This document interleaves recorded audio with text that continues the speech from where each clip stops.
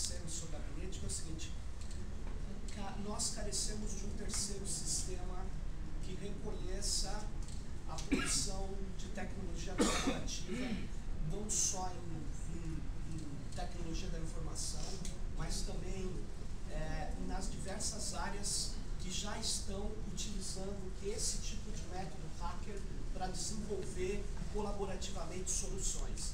Então isso está indo para várias áreas, até a biotecnologia está avançando para isso, o meio ambiente.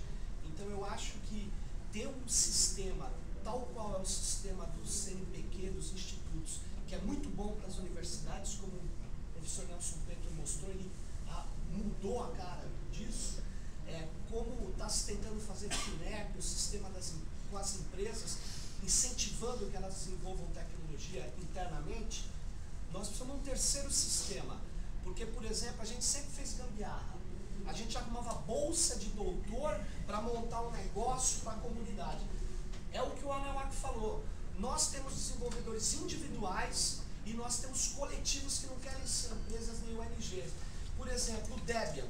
O Debian reduziu 10 milhões o gasto que ia ter a caixa com multicanal. Uma empresa pôde pegar o trabalho da comunidade e dar suporte e vender isso dentro da caixa. Só que hoje, quantas empresas estão fazendo isso? São poucas. Por quê?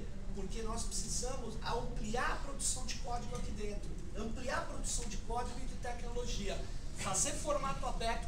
Nós não temos condição só de fazer o Ginga, nós temos condição de botar pilha no HTML5 e reduzir os custos absurdamente, mas também nós precisamos de apoio, mas apoio assim, o Pixel pode ter que montar uma mega empresa? Não, para ganhar uma grana da FINEP, para ganhar incentivo? Não, ele é um desenvolvedor, então ele tem que ser reconhecido como tal. Então esse terceiro sistema, uma agência, sabe, o que for juridicamente consistente.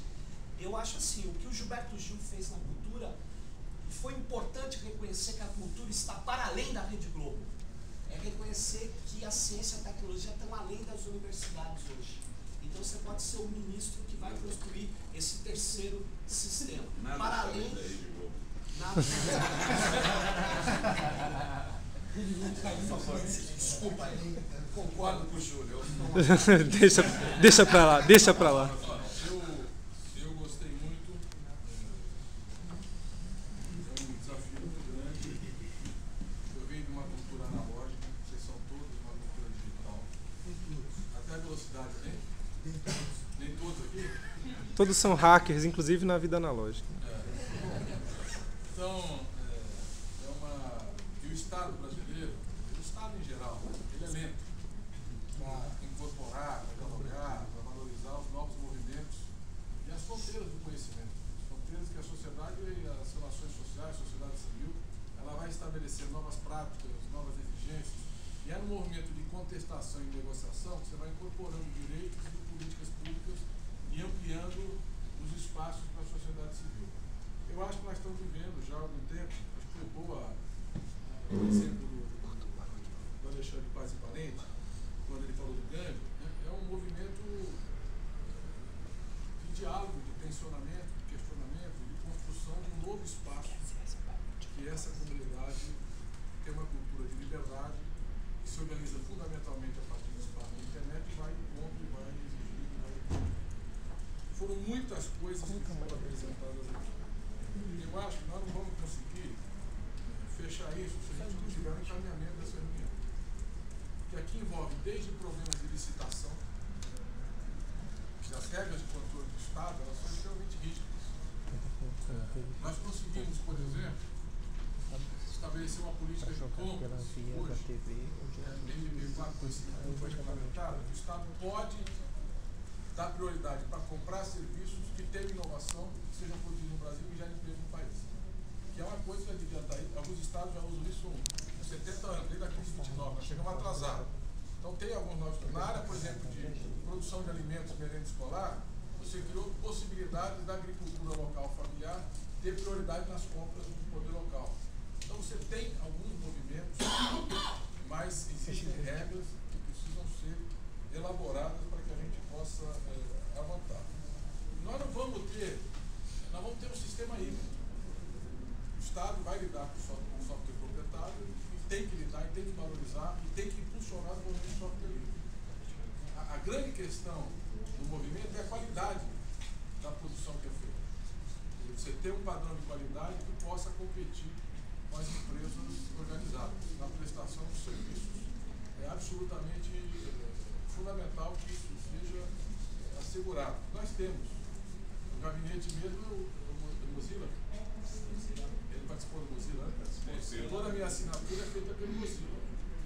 Tá, Mozilla e tal, todo, por exemplo, painel é certificação digital. Certificação digital é todo feito através do Mozilla. Entra através dele lá e faz. O sistema todo dos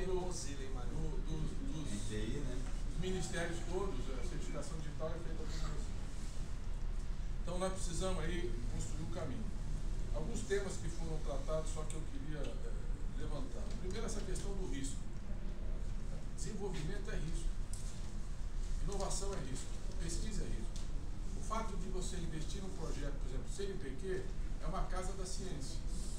E a ciência é risco. O pesquisador, às vezes, fica a vida inteira atrás de uma bancada e não encontra a resposta da pergunta que ele tinha. Mas a não encontrar, ele abre espaço para que outro venha atrás dele e já não percorra aquele caminho e ganhe tempo para chegar numa solução. E às vezes encontra. Então é risco. E o Estado tem que estar preparado para conviver com o risco, para poder apoiar mais a pesquisa e a inovação. E isso é um desafio, especialmente nessa área. Então nós precisamos criar essa cultura e melhorar os procedimentos. E eu entendo quando vocês falam, por exemplo, um edital da FINEP é PJ, pessoa jurídica. Crédito. Tem regras de crédito e você já tolhe o acesso, por exemplo, de um pesquisador individual que não tem patrimônio, não tem condições de acessar aquele edital. Então tem que repensar o modelo institucional. Como é que a gente vai abrir editais específicos para determinado tipo de desenvolvimento de serviço, de produto, de software, e que tem que ter regras diferenciadas, senão você não constrói essa visão. Mesmo do ponto de vista das bolsas de iniciação científica, as bolsas de iniciação estão todas classificadas pelo padrão universitário. Quer dizer, iniciação científica é graduação, mestrado, doutorado, pós-doutorado, enfim. Mas ela tem uma classificação padronizada institucional. Ela tem que criar um outro conceito de bolsa de estudo para projetos de pesquisa que não precisam ter necessariamente um espaço institucional na universidade. Então isso é uma construção, vai ter que sentar e desenhar. A gente até conseguiu, por exemplo, criar bolsa de estudo para jovens indígenas. Mas são jovens indígenas que estão na universidade. Eu estou fazendo uma experiência agora, uma pesquisa que fizeram com 150 jovens indígenas, que eles estão levantando toda a farmacologia, toda a gastronomia, toda a biodiversidade, enfim, das comunidades que eles são oriundos. Nós estamos sistematizando esse conhecimento, publicando, etc. Não tinha esse estatuto de conhecimento tradicional. Como é que se organiza e como é que se financia uma pesquisa como essa? Se ele for estudante universitário, tem lá uma política de bolsa de estudo.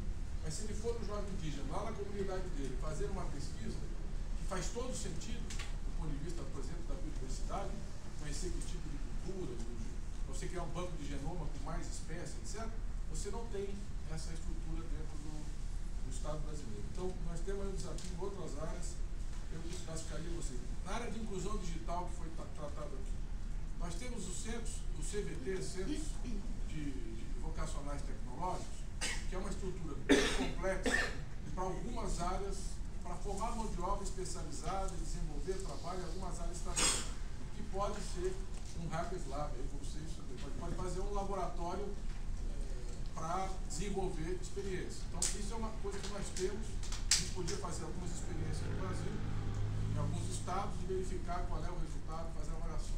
A gente tem exigido que esses centros estejam associados a uma instituição federal, ou uma universidade ou um instituto técnico federal. Porque você criava, por exemplo, tinha 11 ministérios fazendo inclusão digital. Cada um vai lá e cria um espaço. Só que como é que você sustenta aquilo depois? No primeiro ano vai muito bem. Aí depois não tem perna para manter, não tem gente, não consegue. Aí dá naquele problema que você falou da escola, não é só a escola. Às vezes o próprio espaço de inclusão digital não tem sustentação. Então nós precisamos vincular uma instituição, mas vocês poderiam pensar aonde fazer, onde teria mais impacto, onde teria mais interesse. A gente coloca todos os equipamentos, toda a estrutura, disponibiliza a capacidade e abre para desenvolvimento um espaço de desenvolvimento de experiências em TI, aí, para todo mundo que está fazendo desenvolvimento. O outro projeto que nós temos também é a cidade digital.